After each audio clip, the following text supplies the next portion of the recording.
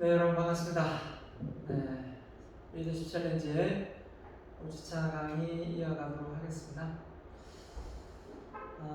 오늘 강의는요, 전반부는 리더십 중에서 코칭 리더십에 대해서 얘기를 하고요. 후반부는 여러분의 능력을 잘 보여줄 수 있도록 어떻게 내 능력을 잘 끄집어낼 것인가 라는 주제로 해서 1부, 2부 나눠가지고 강의를 진행하도록 하겠습니다.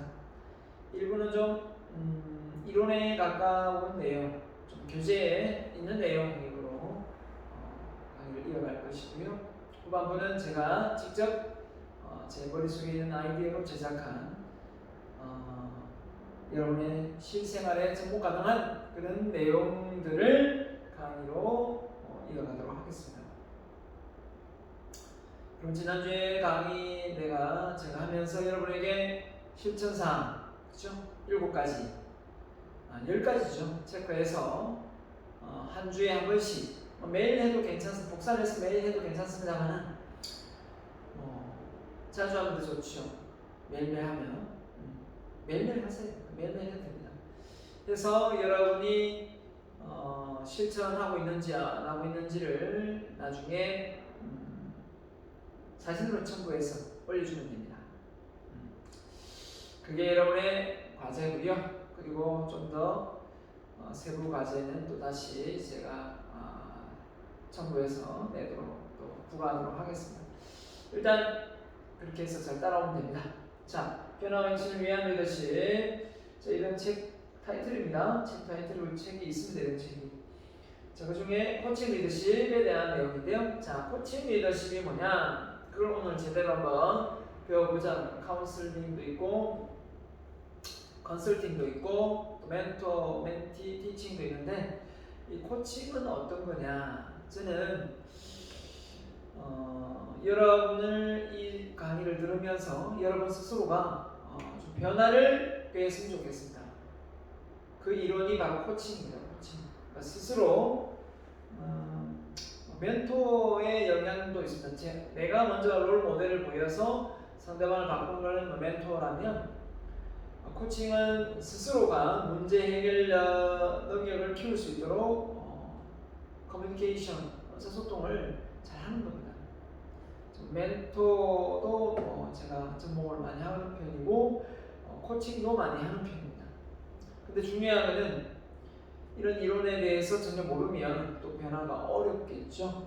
그렇기 때문에 여러분 스스로가 나는 어떤 문제가 있고 어떤 문제를 극복해야만 지금의 나를 좀 더 성장시키고 변화시키고 발전시키고 혁신을 꾀할 수 있는지를 한번 오늘 강의를 전반부를 들으면서 좀 많이 느꼈으면 좋겠습니다.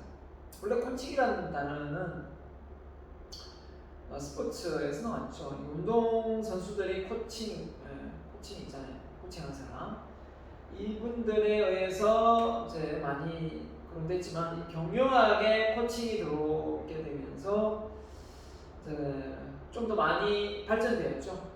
그냥 단순히 운동을 하면서 코치 뭐 이런 개념이 아니라 좀 더 포괄적으로 정말 그 사람이 변화와 성장하는 데 있어서 도움이 되는 그런 개념이 되겠습니다. 보겠습니다. 코칭의 개념과 탄생 배경을 보면 구성원의 자발적인 역량 제고를 위한 조직 차원에서의 시스템적 노력이 필요하다.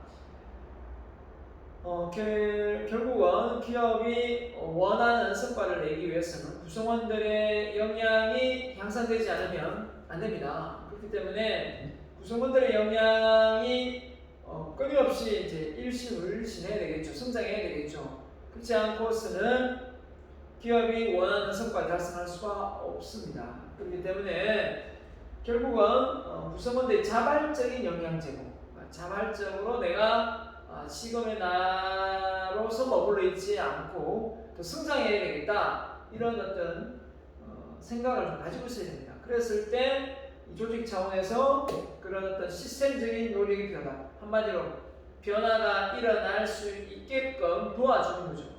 뭐 책 읽어라 하면서 매달 야근시키고, 그죠? 주말에도 특별시키고 이러면서 책 좀 읽어라 하면 책 읽을 시간이 없지 않습니까? 집안일 하기 바쁜데 이런 것들도 될 수 있겠고 또 구성원들에게 뭔가 교육을 시키는데 그런 것도 전혀 복지가 안 돼 있고 이러면 시스템적인 부분이 많이 미비하겠죠. 자, 그래서 스스로 주체적 의사결정과 자발적 동기부여를 통한 사고다.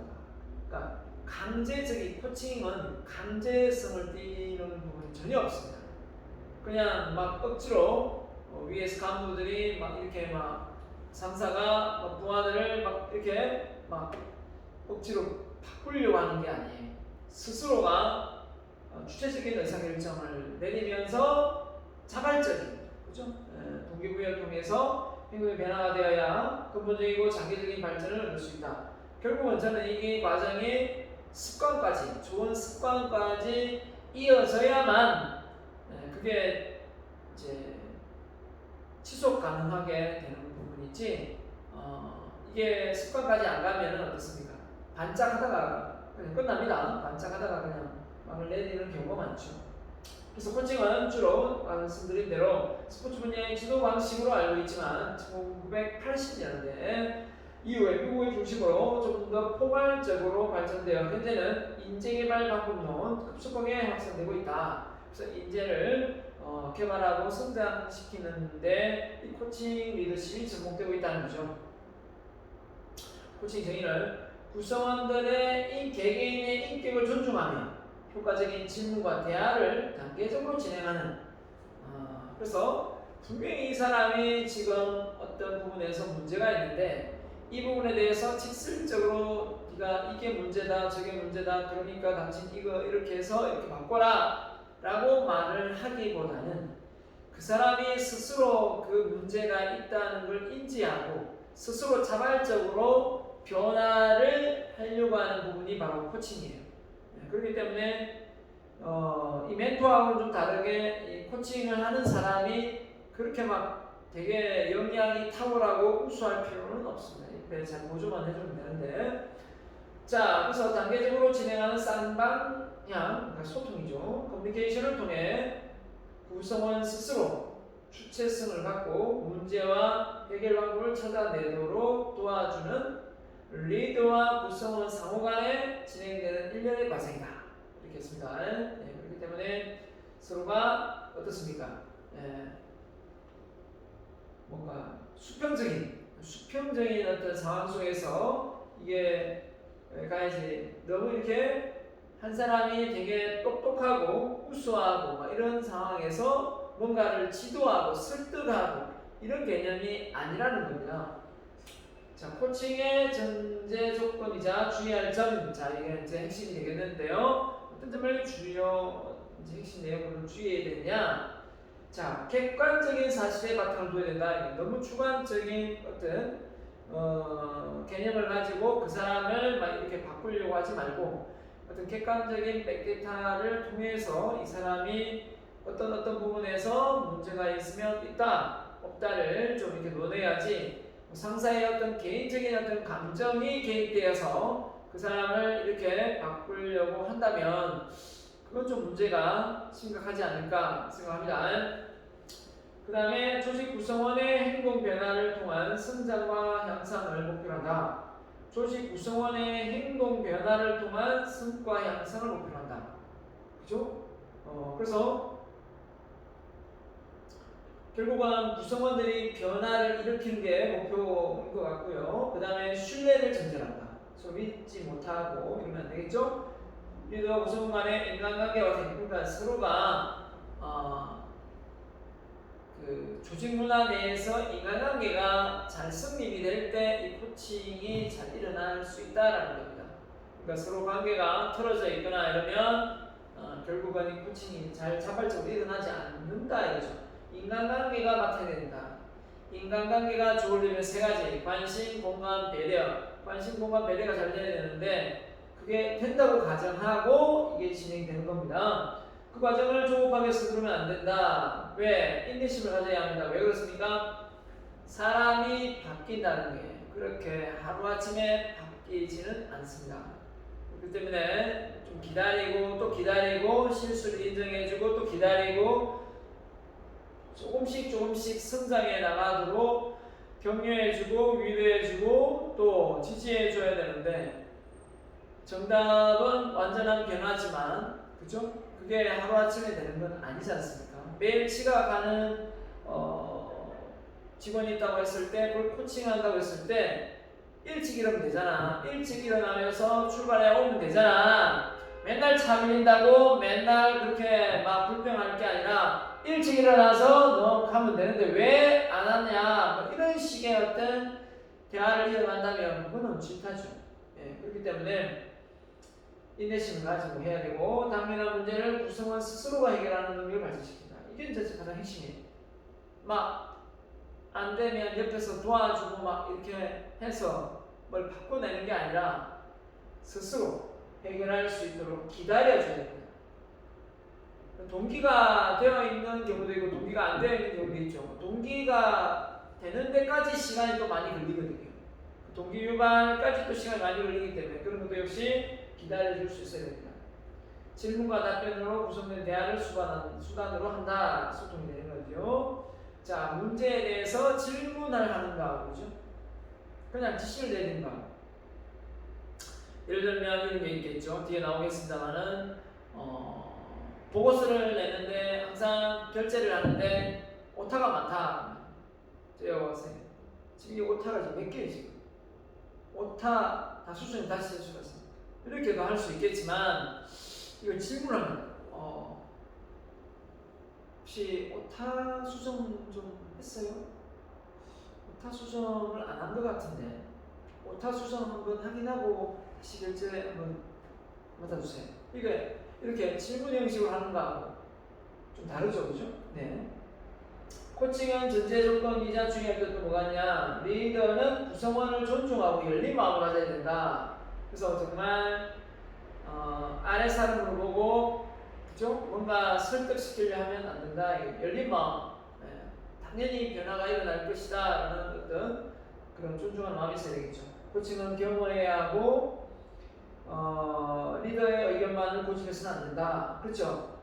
물론 이제 리더가 뭔가 행실이 올바르고 뭐 좋다 하더라도 그 코칭을 받는 당사자는 일단 그 열심히 노력하고 있는 과정 속에 있기 때문에 그때 너무 이렇게 강압적으로 해서는 안 될 것 같고요. 리더 구성원의 조화, 업무 성과의 인과관계의 균형이 중요하다. 리더와 공동으로 설정된 목표에 대해 스스로 책임지는 자세가 중요하다. 그렇죠? 일방적인 한 사람 책임지는 게 아니라 코칭은 직장에서 상사가 주도하는 인력 개발 수단이고 과제 해결 능력의 확장이고 심리학적 성숙을 가능케 하는 등의 특징을 가지고 있다. 그죠? 네, 그래서 한마디로 얘기하면 구성원들의 역량을 키워서 그 역량을 확장해서 한마디로 인격적인 성숙까지 목표를 하고 있다는 거죠. 자, 그래서 코칭은 구성원들의 잠재 능력을 개발하고 리더십을 발휘하게 하는 전문 기술이다. 그래서 신입사원을 교육을 마치는 한 사람이 고객들과 첫 미팅을 마치고 신입사원 교육을 마치는 사원이 고객들과 첫 미팅을 마치고 상사와 대화를 하고 있는 과정 속에서 코칭의 대화, 일반적인 대화 한번 비교해가면서 이 코칭의 대화법이 상당히 중요하다는 걸 느낄 수 있습니다. 볼까요? 자, 먼저 상사가 자, 오늘 고객과 첫 미팅을 잘했다고 생각하냐? 이렇게 물었습니다. 자네 오늘 고객과 첫 미팅을 잘했다고 생각하나? 이렇게 물었습니다. 이건 뭐 좀 따지는 듯한 느낌이 있어요. 잘했다고 생각하고 잘했습니다. 저 나름대로 잘했다고 생각합니다. 이 말을 하기가 어떻게 만들죠, 그죠? 자네 오늘 고객과 첫 미팅을 축하하네. 오, 바로 칭찬으로 들어가네. 저 글쎄요. 처음이라서 좀 어설프긴 했지만 제품 설명은 뛰어났다고 생각합니다. 그래서 이제 겸손하게 일단 표현을 했네요. 상사, 자네 왜 그렇게 말을 많이 했나?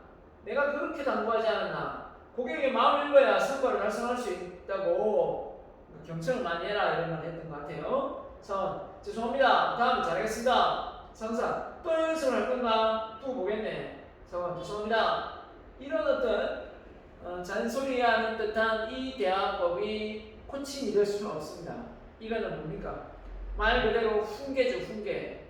그리고 뭔가 내가 당신보다 우위에 있으니 당신은 내가 시키는 대로 무조건 해야 돼. 그러면 당신은 잘할 수 있어, 성과를 낼 수 있어. 이런 분위기라는 거죠. 이런 분위기 속에서 대화가 계속 이어갈 수 있겠습니까? 한 사람이 일방적으로 당하는 이런 분위기 속에서요? 쉽지 않겠죠.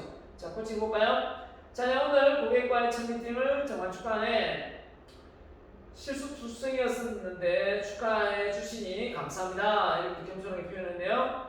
오늘 자네가 가장 잘했다고 생각하는 것은 어떤 점인가? 와, 이런 식으로 좋은 점. 예, 제품 설명에 대해서는 잘했다고 생각하는데 성과가 없어서 안타까웠습니다.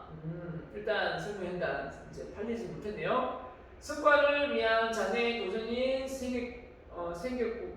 그랬네요. 성과를 위한 자네의 도전이 생기게 됐네요. 그렇습니다. 네, 꼭 해내고야 말겠습니다. 뭔가 다음에 또 새로운 고객한테 더 적극성 있게 뭔가 잘하려고 하는 의지를 좀 키워주는 반면에 여기는 이렇게 막 주눅이 들게 만들어서 다음 고객한테도 좀 이렇게 더 뭔가 적극성 있고, 그죠? 이렇게 좀 다가가려고 하는 마음이 좀 없어지게 만드는 그런 상황이 발생되죠. 자, 이런 부분이 고객이 눈치를 못 채느냐? 고객 다 눈치챕니다.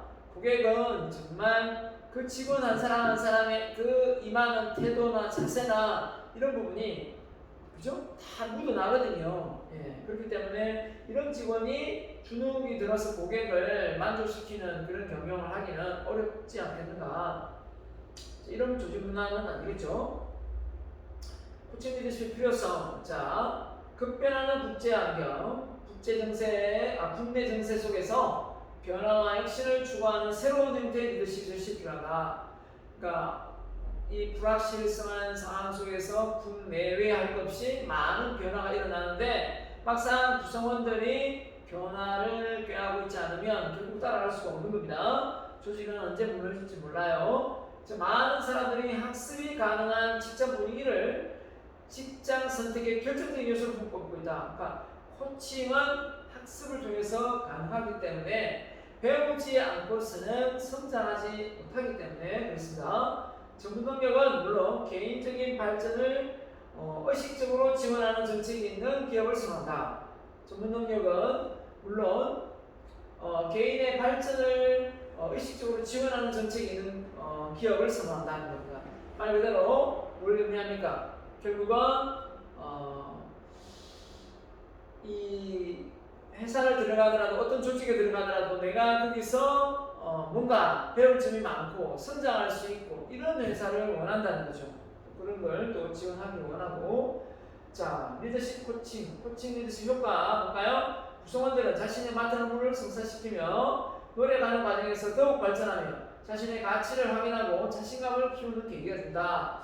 아, 내가 이런 역량을 키워서 이런 공헌을 하고 있구나. 그렇죠? 피드백도 가능하고. 그 다음에 리더는 자신의 업무에 더욱 매진할 수 있으며 조직 구성원으로서의 발전 방향을 조정하는데 많은 시간을 투자할 수 있다. 한마디로 구성원들은 각자 맡은 업무에 집중과 몰입을 잘할 수 있다는 뜻이고, 또 리더는 또 구성원들이 어떤 그 한 방향으로 조직이 원하는 방향으로 그 구성원들의 역량을 키울 수가 있기 때문에 또 거기에 대한 또 뭡니까 만족감도 있을 수 있겠네요. 결국 조직적 시각으로 코칭은 개인의 어떤 잠재력, 핵심이네요. 개인의 잠재력을 향상 발전시켜 조직의 목표가 달성됨으로써 조직과 구성원이 함께 이득을 누리는 것이다. 이게 이제 코칭의 큰 메리트가 되겠습니다. 일단 코칭하는 목적은 개인이 가지고 있는 역량이 무궁무진한데 그것을 그 조직 내에서 잘 활용할 수 있느냐 없느냐예요. 그런데 그 활용을 하려고 해도 결국은 그 조직 내 인간관계에 있는 구성원들과의 어떤 이 관계 속에서 코칭이 잘 이걸 대화가 잘 진행될 때 이게 가능한 겁니다. 앞서 일반적인 대화, 코칭의 대화가 완전히 달라지 않습니까? 그죠?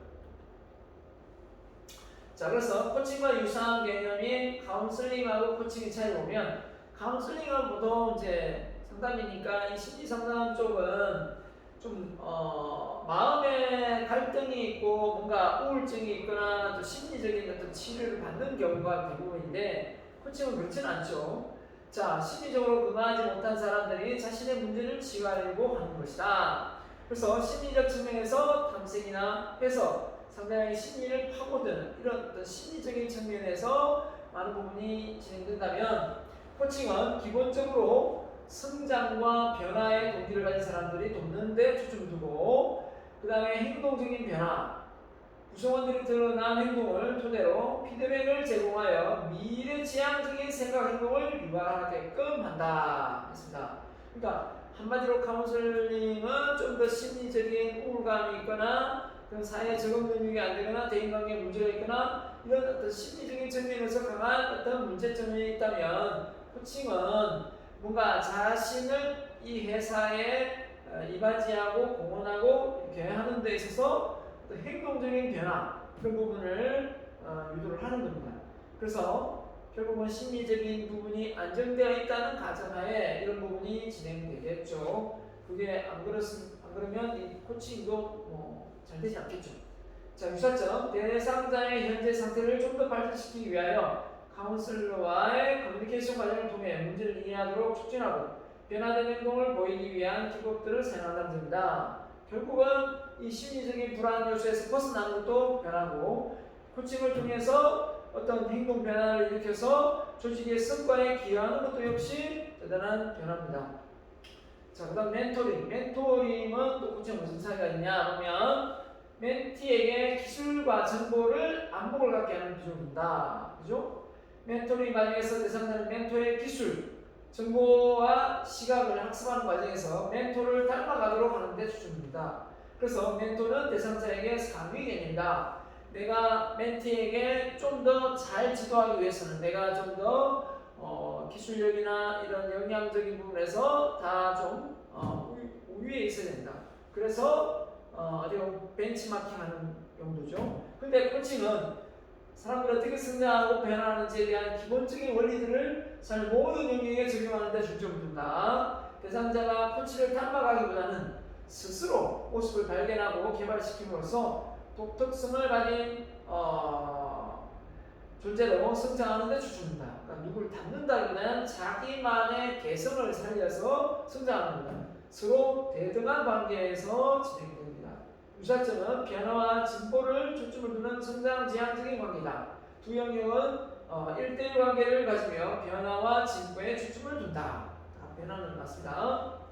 그 다음에 컨설팅입니다. 컨설팅. 자, 이 컨설팅을 할 때 보통 전문 지식을 가진 전공자가 상담과 자문을 응해 상황을 듣고 분석합니다. 대안을 제시하고 문제 해결책을 제시하죠. 자, 근데 코칭은 구성원들에게 새로운 각도의 문제를 보고 질문을 통해 자신의 해결책을 개발하도록 도우며 문제 해결자는 본인이다. 결국은 이 컨설팅은 컨설팅 업체나 거기에서 소속된 어떤 똑똑한 사람이 이렇게 문제를 해결해 주기 위해서 뭔가 솔루션을 준다면 코칭은 스스로 문제를 해결할 수 있는 힘을 북돋워 주지만 그걸 직접적으로 개발하는데 관여하지는 않는다 이거죠. 자, 티칭입니다. 티칭을 가르치는 건 주로 지식을 전달한다. 코칭은 주요 개념은 인격과 이에 관한 기술을 개발하고 발전시킨다. 그래서 티칭 개념보다 훨씬 더 넓은 개념이고요. 그 다음에 트레이닝, 훈련이죠. 트레이닝 목표를 설정하고 인간의 신체적 반복적 훈련을 시켜 습관화시켜 감각적으로 강하게 한다. 그런 부분이 훈련이라면 바로 코칭은 인간의 신체보다 전반적인 능력에 집중하고 인격의 발달과 함께 특정한 일을 잘하기 위해 인간관계의 기술을 개발한다. 인간관계의 기술을 개발한다. 서로의 관계가 좋아야 변화도 잘 일어날 수 있기 때문이겠죠.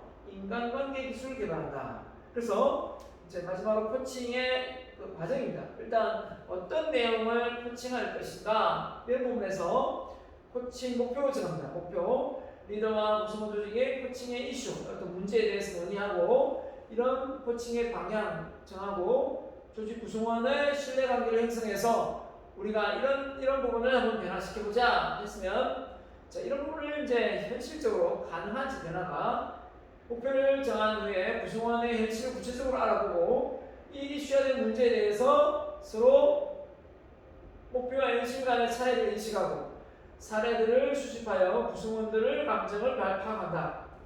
그래서 핵심, 그래서 당신의 어떤 인식, 자, 구체 목표에 관한 구성원들의 경험, 사건들이 이전보다 분명하고 통합된 시야로 재인식시키는 과정이다. 1단계에서 확립된 목표를 재확인하거나 수정해야 한다. 구성원이 방어적인 태도를 취하더라도 끝까지 신뢰하고 지지하며 중립적인 태도를 유지해야 된다. 그래서 계속 이제 원래 이런 부분을 만약에 쉽게 얘기하면 담배를 끊겠다 했는데 담배를 몰래 피운다거나 그렇게 할 수도 있잖아요, 그죠? 자, 그런 부분을 어떻게든 기다려주고 또 인내하고 있어야 되겠죠. 그러니까 한 번에 담배를 끊을 수 없지만 담배를 태우는 어떤 시간이나 가지수나 양이 줄었다면 그것도 줄은 거니까 대안의 탐색이다. 브레인스토밍을 하듯이 자유로이 대안에 대한 대안을 통해 조직 구성원은 합리적이고 현실적인 대안을 발견할 수 있고 목표 달성을 위한 더 분명한 행동 지침을 갖게 한다. 그래서 결국은 그게 아니면 또 다른 대안을 찾아서 그 문제의 솔루션을 해결할 수 있겠죠. 실천 의지. 가장 중요한 단계로 구성원들의 행동을 요구한다. 모든 과정이 그렇듯 저절로 시행되는 건 없다. 대안 탐색을 통해 많은 계획이 수립되어야 조직 구성원들의 행동을 변화가 없다.